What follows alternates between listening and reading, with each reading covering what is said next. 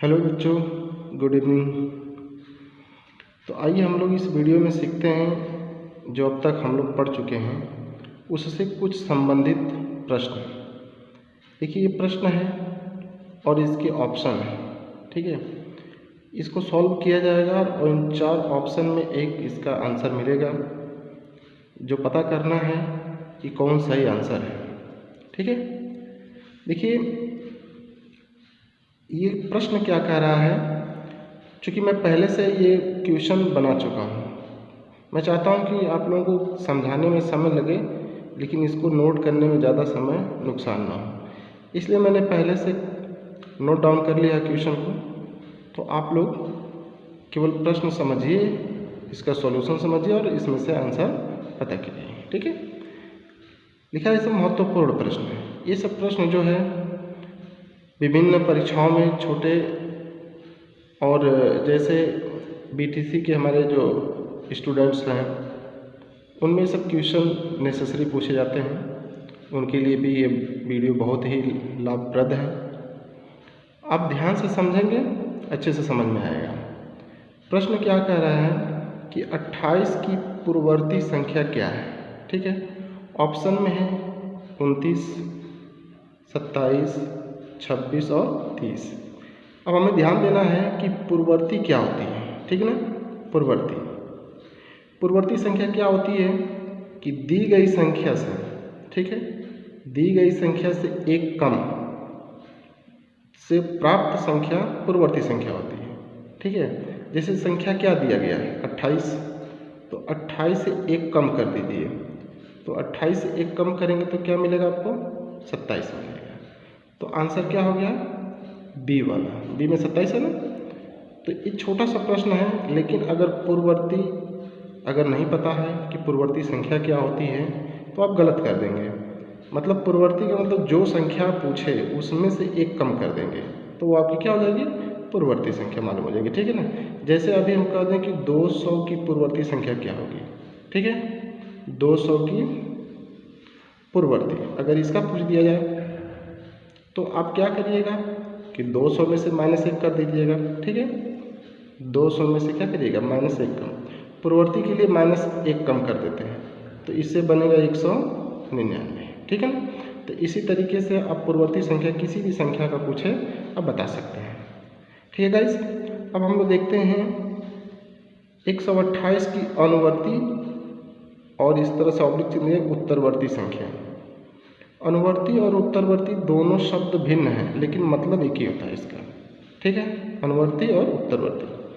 इसका डेफिनेशन समझिए, क्या कहता है अनुवर्ती या उत्तरवर्ती कि दी गई संख्या से एक अधिक। ठीक है, दी गई संख्या से एक अधिक। तो यहाँ पर जो संख्या दिया गया है उसको आप नोट कर लीजिए, इससे एक अधिक, तो इसमें एक आप जोड़ दीजिए तो आपका संख्या बनेगा क्या 128 प्लस 1 129। ठीक है, तो आपकी जो संख्या 128 की अनुवर्ती या उत्तरवर्ती दोनों में से कोई पूछ सकता है, दोनों का मतलब सेम होता है, तो इसके हिसाब से आपका आंसर क्या हो जाएगा सी हो जाएगा। ठीक है, समझ में आ गया। किसी भी संख्या का जैसे 9999 इसकी अनुवर्ती पूछ दें, सॉरी की उत्तरवर्ती या अनुवर्ती। उत्तरवर्ती और अनुवर्ती सेम होता है। ठीक है, तो इसमें एक प्लस कर देंगे, इसमें एक जोड़ देंगे तो कितना हो जाएगा 9999, तो एक जोड़ देंगे तो कितना हो जाएगा 10,000 हो जाएगा। तो इसी प्रकार आप किसी भी संख्या का अनुवर्ती या उत्तरवर्ती पूछे तो उसमें एक जोड़ देंगे, संख्या प्राप्त हो जाएगी। पूर्ववर्ती कहेगा तो जो संख्या पूछेगा उसमें से एक कम कर देंगे, पूर्ववर्ती संख्या मालूम हो जाएगा। ठीक है, अब आ गया, देखिए ये प्रश्न कह रहा है कि वे सभी संख्याएं, ठीक है, वे सभी संख्याएं जो 2 से पूर्णतः विभाजित नहीं होती हैं, इसको ध्यान दीजिएगा, पूर्णतः विभाजित नहीं होती हैं क्या कहलाती हैं, सम संख्या, विषम संख्या, परिमेय संख्या, अपरिमेय संख्या। तो आपको हमने सम और विषम के बारे में बता चुके हैं। बताया गया है कि वे संख्याएं, वे जितनी भी संख्याएं 2 से अगर पूर्णतः विभाजित नहीं होती है, ठीक है, तो वे संख्याएं क्या कहलाती है? विषम संख्या कहलाती है। तो ये तो ऑप्शन में देख करके ऐसे ही बता देंगे। और जो संख्याएं 2 से पूर्णतः विभाजित होती है वे संख्या क्या कहलाती है? सम कहलाती है। ठीक है गाइस, समझ में आ गया? चलिए अगला क्वेश्चन पर हम लोग चलते हैं। अब आपके सामने जो ये प्रश्न है, ठीक है, कह रहा है कि एक ही संख्या को बार बार जोड़ने की क्रिया क्या कहलाती है? जोड़ करना, गुणा करना, भाग करना, घटाना। कोई भी संख्या अगर आप उसे बार बार जोड़ते हैं, जैसे मान लीजिए 5 है, 5 है, 5 है, 5 है, ठीक है, तो इस तरह से आप जोड़ते हैं तो क्या आपको प्राप्त होता है? 20 प्राप्त होता है। जैसे अब अगला है 6 है प्लस 6 है प्लस 6 प्लस 6, ऐसे जोड़ते हैं तो क्या प्राप्त होगा? 24 प्राप्त होगा। लेकिन ये क्रिया क्या कहलाती है? अब जैसे 1 2 3 4, तो 5 कितने बार हुई? 4 बार, तो 5 चौका कितना हो जाएगा? 20 हो जाएगा। 6 कितना बार है? 4 बार, तो 6 चौका क्या हो गया? 24। तो बताइए जोड़ने की क्रिया में हम क्या कर रहे हैं? गुणा। ठीक है, तो गुणा से प्राप्त वही संख्या हो रही है ना, तो ये कौन सी क्रिया हो रही है? गुणा करने की क्रिया हो रही है। ठीक है, हम इसको 5 को 4 बार लिख सकते हैं या 5 गुणा 4, दोनों का मतलब सेम होता है। ठीक है, तो इसे क्या कहा जाता है? गुणा करना कहता है। ठीक है गाइस, अब हम समझते हैं कि पूर्ण संख्याओं का गुणनफल सदैव क्या होता है। देखिए पूर्ण संख्या हमने समझाया था, पूर्ण संख्या क्या होती है? 0, ठीक है, 1 2 3 4 5, इस तरह से ना तो इसके कोई बट्टे होता है, ना अंश, ना हर, इस टाइप से कुछ नहीं दिख रहा भिन्न के जैसा। 0 1 2 3 4 5, इनमें से कोई भी पूर्ण संख्या उठा लीजिए, जैसे 2 और 3 ले लीजिए। ठीक है, तो 2 और 3 कितना हो गया? 6।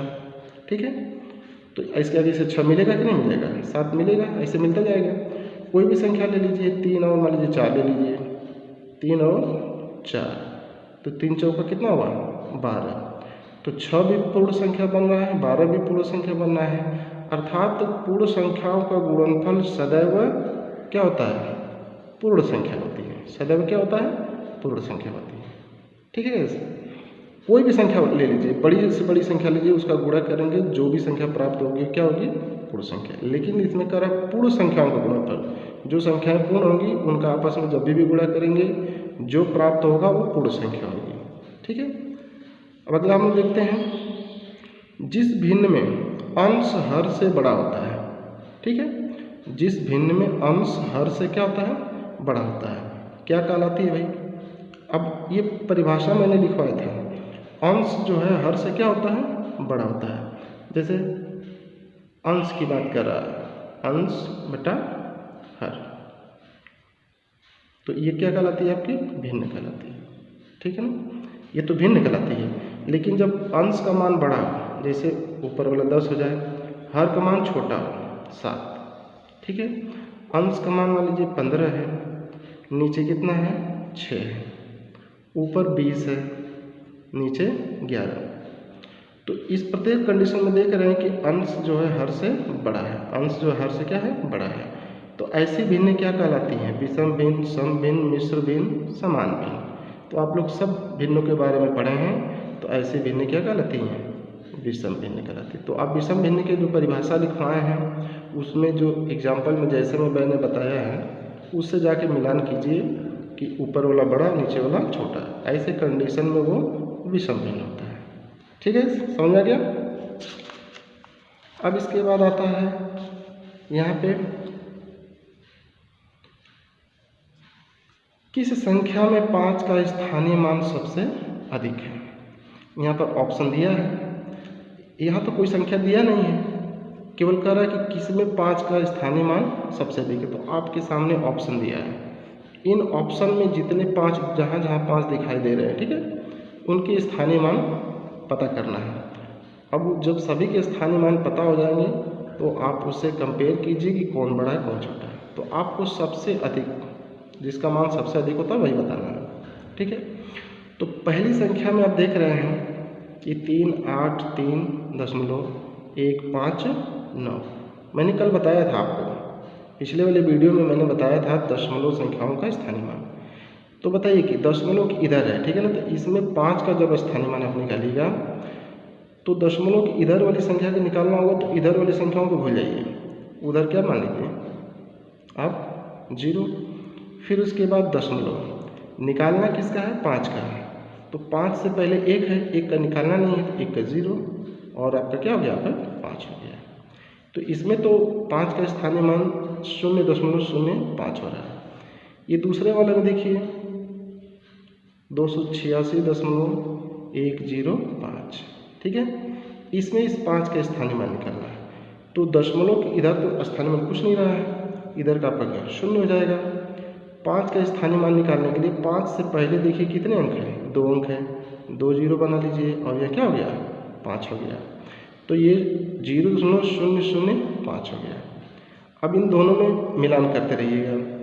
सी वाला देखिए 146.511 है, ठीक है। इसमें जो 5 का स्थानीय मान निकालना है तो क्या हो जाएगा, दशमलव के इधर सभी संख्याओं का नहीं निकालना है, इसलिए 0। 5 का निकालना है तो 5 के बगल में कोई संख्या नहीं है, तो ये 5 हो जाएगा। अरे बस समझ में। अब इसका तो ये आ गया। डी वाले का देख लीजिए 298 298.058, इसमें 5 का स्थानीय मान निकालिए, ठीक है। तो वही काम करेंगे, इधर का सब 0, 5 का निकालना तो 5 के बगल में एक संख्या मतलब 0, ये हो गया और ये 5 हो गया। अरे बस समझ में। तो ऐसे अगर आपको समझ में नहीं आता है तो समान दशमलव में बना दीजिए इसको। समान दशमलव का मतलब कि दशमलव के इधर कितने अंक, 3, इसमें दशमलव के इधर कितने अंक, 2, इसमें दशमलव के इधर 1 ही अंक है, इसमें दशमलव के इधर कितने अंक है, 2। तो सबसे बड़ा देख रहे हैं कि यहाँ दशमलव के इधर 3 अंक है, तो सब में 3-3 अंक बना लीजिए। तो यहाँ तो 1 2 1 0 बना देंगे तो दशमलव के इधर 3 अंक हो जाएगा।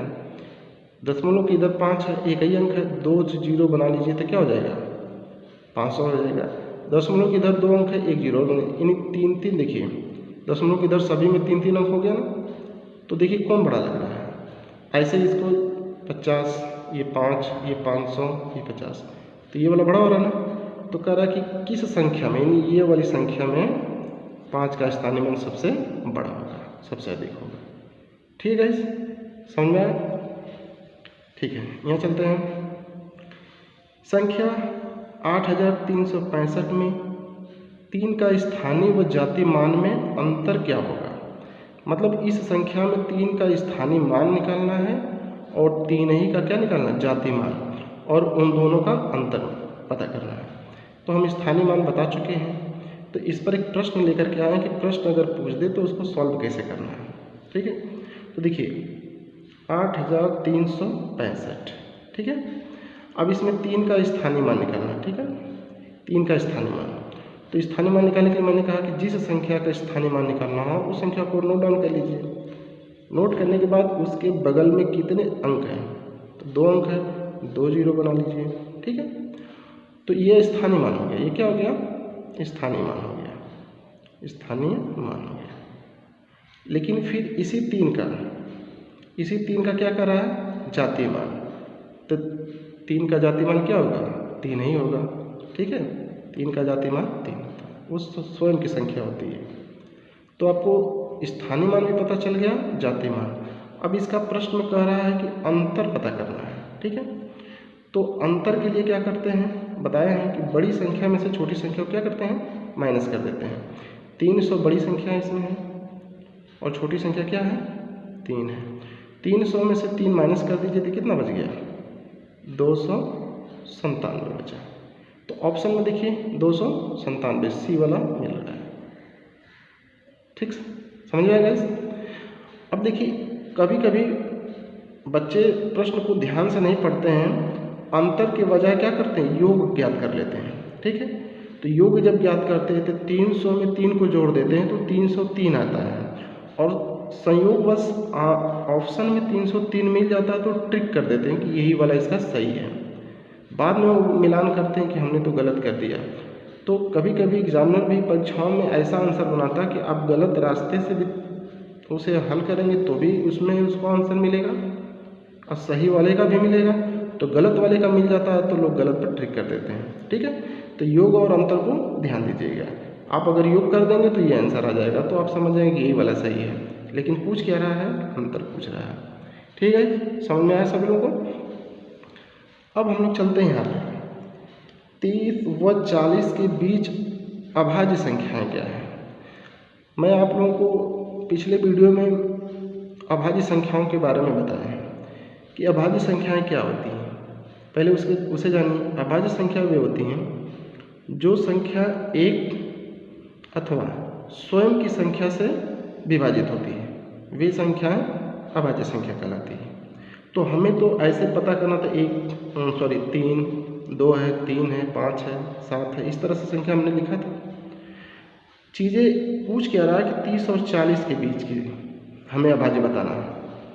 तो 30 और 40 के बीच की संख्या लिखना था। 30 के बाद क्या होता है, 31, 32, 33, 34, 35, 36, 37, 38 और 39। ये क्या कर रहा है कि बीच की संख्या 30 व 40 के बीच में यही संख्या आती है, ठीक है ना। 31 से लेकर 39 तक। अब आपको देखना है कि 31 जो है वह 1 से भी कट जाएगी और स्वयं की संख्या से भी कट जाएगी। तो ये तो आपका एक अभाज्य मिल गया। 32 क्या है, 32 जो है आप देख रहे हैं कि ये 2 से भी कट जाएगा, ठीक, 2 से 16 बार में, 4 से भी कट जाएगा, ठीक है, 8 से भी कट जाएगा, ठीक है, इस तरह से 16 से भी कट जाएगा और खुद 32 से भी कट जाएगा। तो इसका मतलब ये अभाज्य नहीं होगा। उसी प्रकार इसको भी चेक करेंगे तो 3 से भी कट जाएगा, 11 से भी कट जाएगा, 33 से भी कट जाएगा। तो इसके 2 से अधिक फैक्टर हो गए। 34 को भी काटिएगा तो 2 से कट जाएगा, 17 से कट जाएगा और 34 से कटेगा। 35 को काटिएगा तो ये 5 से कट जाएगा, 7 से कट जाएगा और 35 से भी कटेगा। 36 को, इसका भी कई फैक्टर हो जाएंगे। 37 का, इसका देखिए ये 37 जो है केवल 1 से कटेगा और किससे कटेगा, 37 से कटेगा, ठीक है।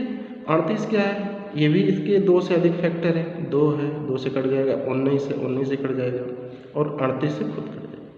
39 भी है, ये 3 से भी कट जाएगा, 13 तियां 39, 13 से भी कट जाएगा, 39 से भी कट जाएगा। तो आप देख रहे हैं कि कौन कौन संख्या मिली जो 1 से और खुद की संख्या से कट रही है। देखिए 1 से और खुद की संख्या से कट रही है। तो 31 और कौन सा है, 37 है, समझ रहे हैं। तो अब ऑप्शन में देखिए कि 31 और 37 कहाँ है, देखिए 31 और 37। तो ये चीज़ें आपका आंसर हो गया। देख रहे हैं कि यहाँ 31 और 33 मिला, एक अभाज्य संख्या मिली है, लेकिन पूछ क्या रहा है कि 30 और 40 के बीच की अभाज्य संख्याएं, यानी जितनी संख्याएं होती है 30 व 40 के बीच में, उन सबको बताना है। तो इस वाले ऑप्शन में केवल 31 मिल रहा है, 33 आपका क्या है, भाज्य संख्या है। यहाँ 33 आपका भाज्य है, 37 अभाज्य है। यहाँ 31 आपका अभाज्य और 37 यानी ये दोनों अभाज्य हैं, और यहाँ पर दोनों क्या है, एक अभाज्य और एक क्या है, भाज्य। तो इसके हिसाब से ये दोनों सी वाले ऑप्शन में दोनों संख्याएं क्या है, अभाज्य। तो 30 और 40 के बीच में कभी प्रश्न पूछ देता है कि कुल कितने अभाज्य संख्याएं होती हैं, तो 31 और 37। तो गाइज आशा करते हैं कि आप लोग समझ गए होंगे। और एक प्रश्न आप लोगों के लिए है कि 1 से लेकर के, ठीक है, 1 से 100 तक की संख्याओं में, 1 से लेकर 100 तक की संख्याओं में कुल कितने अभाज्य संख्या होती है, ठीक है ना, अभाज्य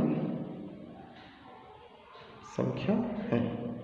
आप लोग कमेंट में जरूर बताइएगा कि 1 से लेकर के 100 तक, 1 से 100 तक की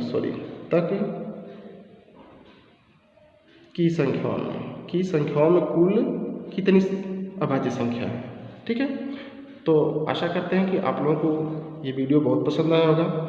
इसी तरह से जब भी हम कोई भी टॉपिक पढ़ाएंगे, उसका पूरा कंसेप्ट पढ़ाने के बाद इसी तरह से क्वेश्चन आपको सॉल्व कराएंगे, ताकि परीक्षाओं में जब भी उससे कोई क्वेश्चन पूछे जाएं, आप आसानी से उन प्रश्नों को सॉल्व कर सकते हैं, ठीक है गाइस। आशा करते हैं आप लोग बहुत अच्छे से समझ गए होंगे। कमेंट में ज़रूर इसका आंसर दीजिएगा। मैं आप सभी लोगों का कमेंट का इंतज़ार करूँगा। वीडियो पसंद आया हो तो वीडियो को लाइक शेयर कमेंट ज़रूर कीजिएगा और इसी तरीके से आप चैनल से जुड़े रहिए। धन्यवाद।